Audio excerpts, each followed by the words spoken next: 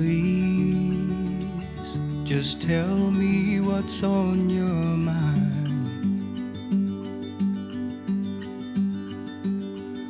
'Cause I don't have time to figure it out. Good morning and welcome back to the channel, and welcome back to Torrevieja. We're going to give you a break from the restaurants and all those areas that we've been showing you over the last couple of weeks, and we're going to bring you out to the salt lakes. Really looking forward to this. You've been looking forward to this for a long time now, since last September, since we moved here. Yeah, now that we live right beside them, it's even more interesting. I want to know what it's all about. Yeah. So we're walking up to where the wooden market is, just on the main street, and then we're going to get on the choo-choo train. Choo-choo train? Which I think is about €3 each, and the trip itself lasts about 1 hour. Let's go over and see what they have to offer anyway. I think that we're just holding on to something that won't work out.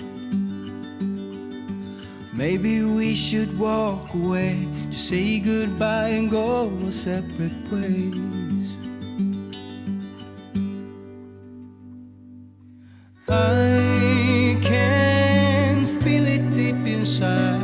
We will never work this out. We will never work this out. I can feel it deep inside. We will never work this out. We will never work this out. We're falling down. We're falling down.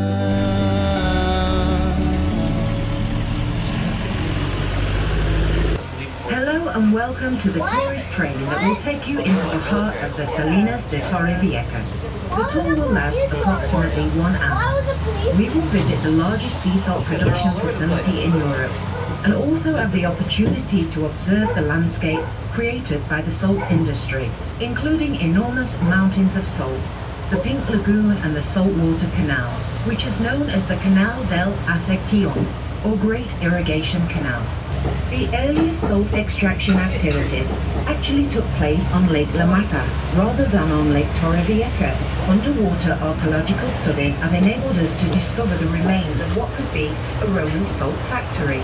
This important discovery means we can date the start of salt production to at least the 1st century BC. The oldest documented record of the Salt Lakes is a royal charter signed by King Alfonso X of Castile and dated the 11th of January 1273. He authorizes the residents of the town of Orihuela to extract the salt for their own consumption with the Salinas de Torrevieja. The place is of regional interest and a wetland of international interest as defined by the Ramsar Convention. It is also part of the Natura 2000 ecological network. Together with the National Park of El Hondo and the Salinas de Santa Pola, it completes the so-called triangle of wetlands of southern Alicante. This region plays an extremely important role in the biological cycles of many bird species. For some, it is a stop on the migratory route. Some build their nests here, and others spend their winters here. Notable species found in the Salinas include wading birds, such as stilts and clavers, seabirds such as ordering gull and the slender-billed gull. Waterfowl such as the common shell duck and pink flamingos are common sights in Lake La Mata. It is less salty than Lake Torrevieja, so there is more food for them to eat. The many plant species found in the area include some that have adapted to survive in highly saline conditions, such as the ward family and the sea lavender. In the salt workers' slang, these mounds of salt are referred to as garberas, which roughly equates to the word haystack in English. These haystacks can reach a height of 20 meters. The triangular shape of the mounds helps to keep the rain out. When it rains, crust forms on the outside of the salt, and the rainwater simply runs on. Otherwise, it can penetrate into the interior of the mound and dissolve the salt. Each mound contains an average of 15,000 tons of salt. In years of an excellent harvest, the total capacity of these mounds can reach almost 800,000 tons. The industrial complex situated on the right was built from 1956 to 1966 and was used for the manufacturing products derived from concentrated sodium. However, this industrial venture was not as successful as anticipated. All the factories were eventually closed in 1977. Today these buildings are virtually abandoned. Now we are going to enter the old chemical pools. These pools are still used for the production of exceptionally high-quality sea salt, known as fleur de sel. Fleur de sel is created as a result of the contrast between daytime and nighttime temperatures and appears in the form of a crust on the surface of the pools. It is highly valued as it is not produced every day. Early each morning, the workers check to see if the fleur de sel has appeared, and if it has, they harvest it immediately. The process is done entirely by hand. A worker enters the pool and uses a net to collect the salt that is suspended upon the surface. The salt is placed in storage while it dries, before the impurities are removed by hand, and it is packaged ready for consumption. The resulting product is a pure organic substance that boasts an exceptional flavor. One of the professions traditionally connected to the salt industry is the creation of the famous salt boats. They are made entirely by hand and require a great amount of effort and skill. To make a salt boat, first you have to create the basic structure from sections of wood and cover it with a very fine layer of cotton.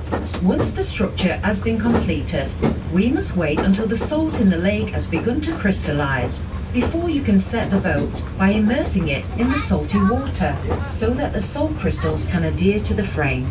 Once the boat is set, it is taken out of the water and placed inside a glass container. So we're about 20 minutes into the journey and we've arrived at the salt lakes, and as you can hear over the intercom, the lady is telling us all about the lakes themselves. What do you reckon? It's good money well spent so I think far? so. So far so good anyway. Yeah. To see them up close, like you know, when you're driving the 332, you get to see it, but up here the colours are really, really cool. Some fantastic information being given across there. I know it's in Spanish first, and then the lady speaks in English as well there, but some great information about the salt lakes here in Torrevieja and the history of it. Yeah. It's great to see it. The journey, as I said, takes 1 hour in total. It took us 20 minutes to get here. We're stopped here for 20 minutes and then we have another few activities to do as well. And I think it stops at a kind of a shop or a souvenir shop as we finish as well. But that's the norm with all these tourist attractions anyway.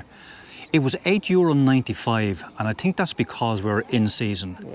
That's between June and August. I think out of season then, as I mentioned before, it's $3.50 per person. But here, it's money well spent. It's a tour, isn't it? Yeah, it's going back into the lakes, I'm sure. So yeah, absolutely. You know, the upkeep of it. So yeah, great to see it. It's good. So let's see what else is in store. And I believe we could be climbing one or two of the salt mounds that you've seen there on the way back in. There's flags on top of that one there, and I've seen the bicycles signs on it as well. So I'm not too sure what's going to be happening, but I'm sure we're going to have a bit of fun and we're going to enjoy what we're doing as well. And see that picture there, dating right back. 1965. Wow. That's pretty cool. There's a 10-kilometre power line underneath the lake itself. Well, 5 kilometres of it's underneath the actual Torrevieja salt lake. So I was thinking that the Salt Lakes area here was after sponsoring one of the local cycling teams, but apparently, as the lady said there, those cyclists are there to remember the La Vuelta that started here a few years ago from this very location.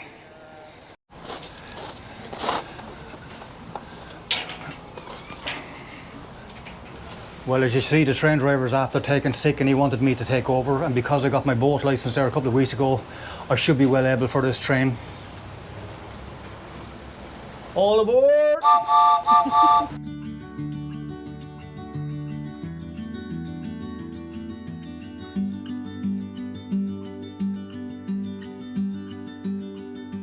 Please, just tell me what's on your mind. Okay guys, that concludes this vlog and the tour of the Salt Lakes here in Torrevieja. Did you enjoy it? I found it very interesting. Really, really good. Well worth the money. Yeah.